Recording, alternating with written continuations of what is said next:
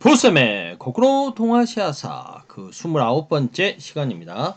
이 시간에는 새로운 학문의 발전이라는 주제로 17, 18세기 동아시아 3국에서 관학 주류 학문의 주류적인 성격을 갖고 있었던 이런 성리학을 비판하고 나타나게 된 새로운 학문들은 어떻게 나타나게 됐으며 그 배경은 무엇이고 그리고 어떤 내용들이 있는지 살펴보는 시간을 갖도록 하겠습니다. 먼저 중국입니다. 명나라 말에는 관학인 주자학, 성리학이죠. 성리학과 그리고 명대 유행했던 양명학은 이미 공론화돼 버렸다. 좀 비어 있다는 거죠. 내용이 없이 실상에 별로 응용되지 못한다라는 의미겠습니다. 이런 양명학에 반발해서 경세치용을 추구하는 학문이 등장하게 됩니다. 경세치용이라고 하는 것은 세상을 다스리는데 이익이 돼야 되는 학문, 세상을 다스리는데 좀 도움이 되는 학문이 돼야 된다는 거죠. 그래서 학문 사상과 학문이라는 것은 사회 현실 문제를 개혁하는 데 쓰여야 된다.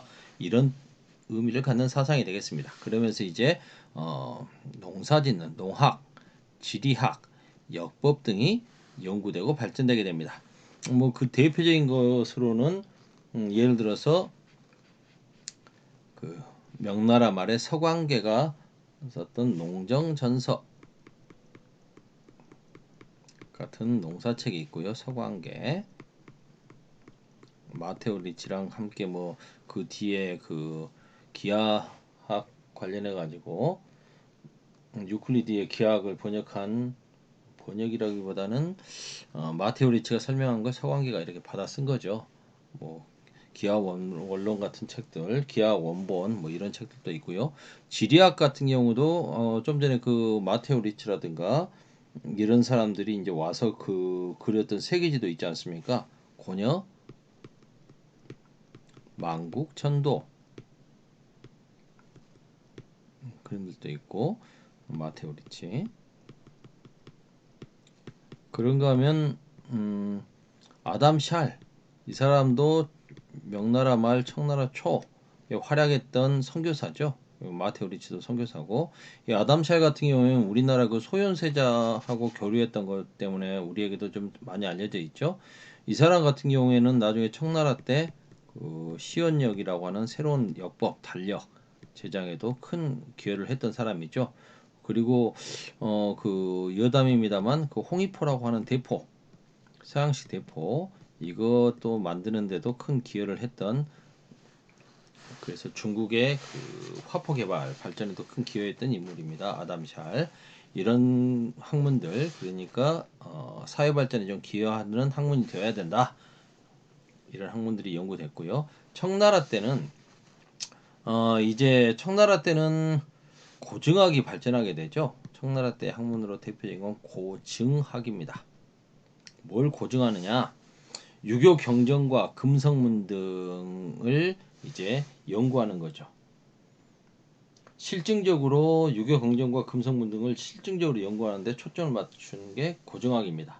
물론 고증학은 종교적인 색깔을 좀 피하는 것도 있습니다. 뭐냐면 청나라 왕조가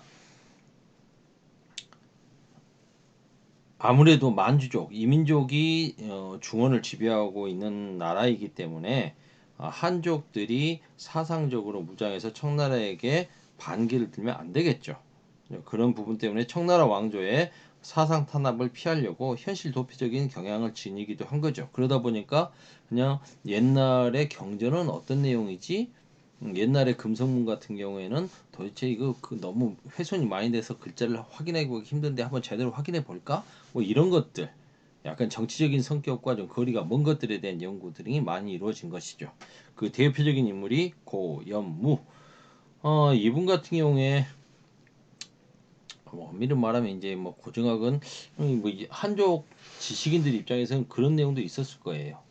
아니 도대체 우리가 왜 망했느냐? 명나라를 따르던 사대부들이 이제 명나라가 망한 이유가 뭐지?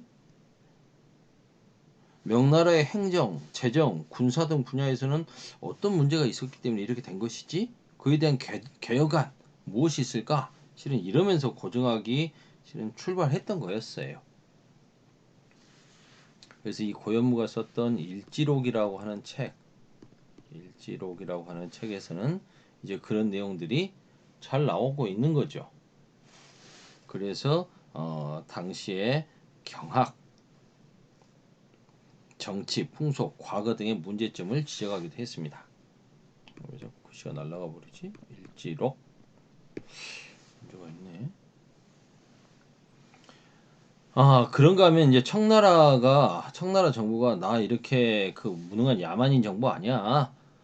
이 한족의 문화, 난 문화를 사랑하고 뭐 이렇게 해서 대규모의 그 서적 편찬 사업을 펼치죠. 그게 이제 그 대표적인 건 이제 물론 권륭제의 사고전서가 제일 유명하지만 뭐 이거 전이라 할지라도 그 책들을 많이 냅니다. 뭐 강의제 같은 경우도 뭐 강의자전 뭐 이런 것도 내고요. 이제 우리가 알기로는 이제 권륭제가 한 것들이 제일 유명하지만 강의제도 뭐 주자전서, 강의자전 이런 거 냈고 고금 도서 집성 뭐 이런 것들 간행했죠. 권륭제 때 냈던 대대적인 편찬 사업이 사고전서니까 이게 아마 대표적인 대규모 서적 편찬 사업입니다. 이렇게 함으로써 그 한족 신사층, 지식인층인 신사층들에게 일거리도 주고 그들을 포섭하기 위한 것이다라고 볼 수도 있겠고 청나라가 결코 야만적인 민족이 아니고 중원 전체를 지배할 만한 정통성을 가진 애다. 한족의 문화도 또 우리가 계승했다라는 걸 대대적으로 과시하고 싶은 거죠. 사고전서에서 사고라는 것은 네 가지 분야를 이야기하는 겁니다. 그래서 그리고 이제 네 가지 분야에서 책 서고를 갖고 그 안에서 모든 책들을 다 정리했다. 책방이 네 칸이 있다라고 보시면 되겠어요. 그러면 이 네 가지가 뭔데? 이 네 가지가 바로 경학, 유교 경전, 역사, 자, 공자, 맹자하는 그런 사상 서적들, 그분들의 사상 서적들, 그다음에 각 사대부들이 썼던 문학 서적들 있지 않겠습니까?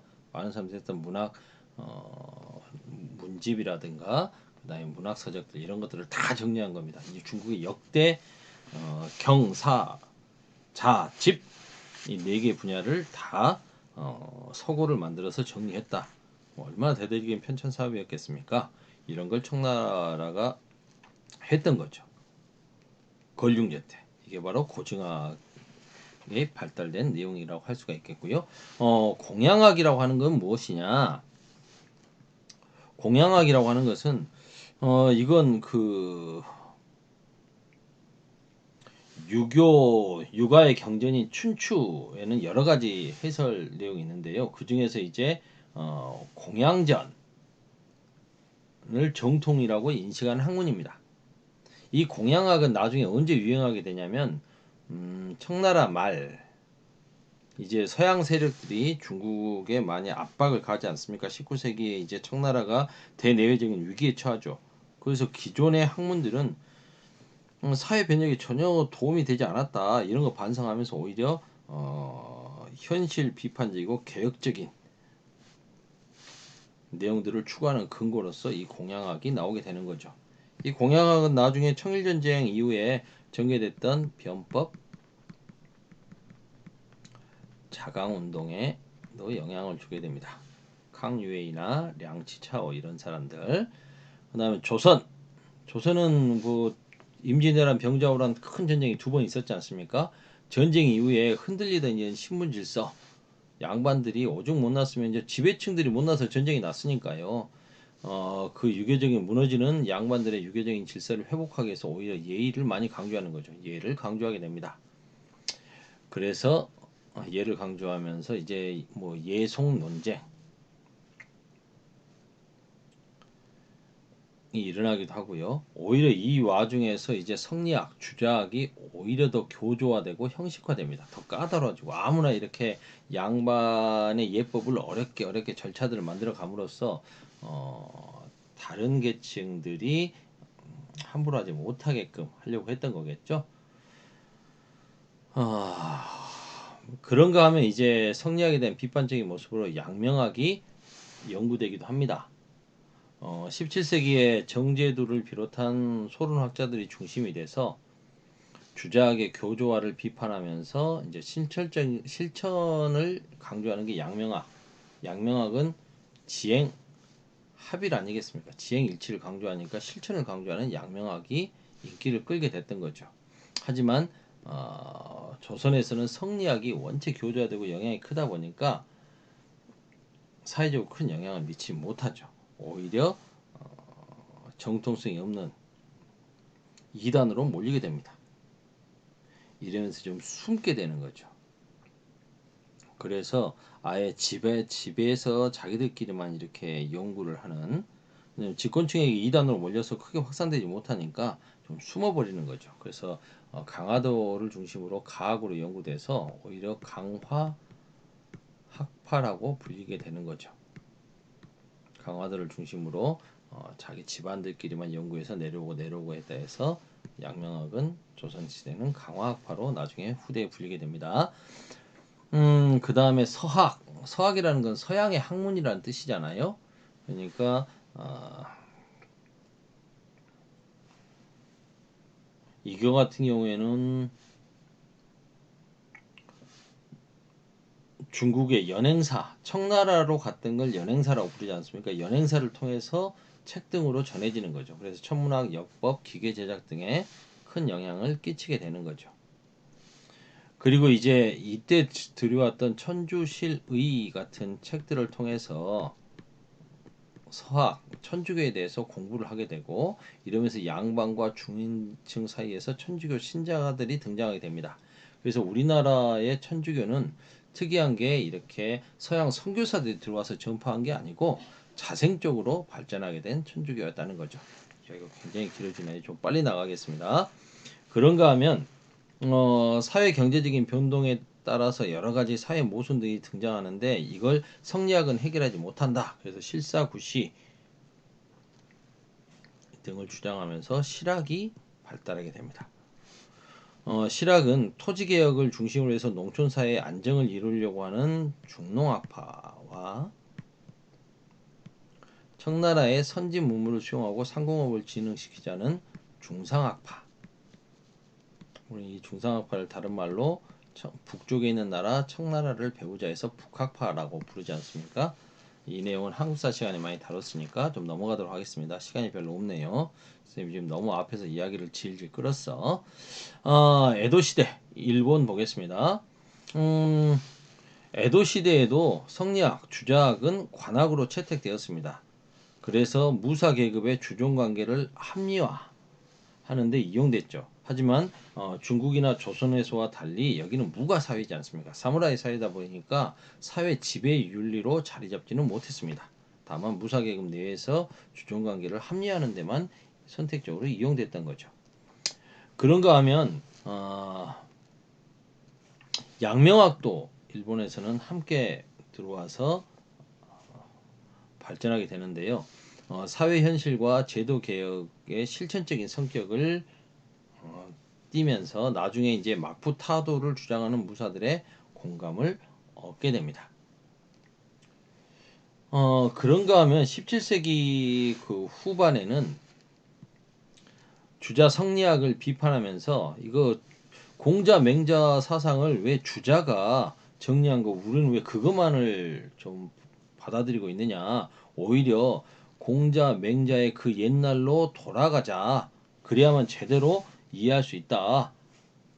유학을 제대로 이해할 수 있다라고 주장하는 고학이 유행을 하게 되고요. 나타나게 되고 18세기 후반에는 이런 고학파의 자극을 받아서 일본의 고전을 연구하면서 일본 정신으로 돌아가자라고 주장하는 국학파가 나타나게 됩니다.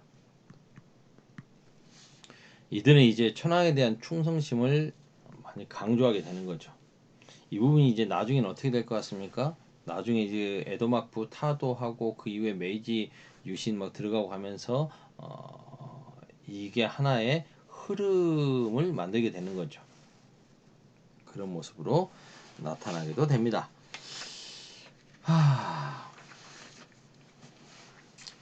고쿠아파의 뭐 대표적인 인물이나 이런 부분도 좀 설명을 했으면 좋겠는데 시간이 많지가 않네요. 그다음 난학이라고 하는 것은 뭐냐? 일본이 이제 나가사키를 중심으로 네덜란드 상인들과 교류를 했지 않습니까? 그래서 그 나가사키 앞바다에 만들어놨던 인공섬 데지마라고 하는 곳을 통해서 데지마라고 하는 곳에 상관을 두고 네덜란드 상인들과 교류를 했는데 이 사람들에 의해서 유입된 서양 학문을 난학이라고 부릅니다. 당시 이렇게 네덜란드의 나라 이름이 홀란드였는데 홀란드인데 이게 이제 한자로는 얘들은 일본에서는 오란다 뭐 이렇게 불렀죠. 이게 한자로는 이제 화란입니다. 화란. 홀란드가 화란. 그러다 보니까 학문으로 난학이라고 불렸던 거죠. 화란의 학문이다. 이런 의미겠습니다. 서양에 대한 정보와 이해 폭을 확대하는 데 난학은 큰 기여를 하죠.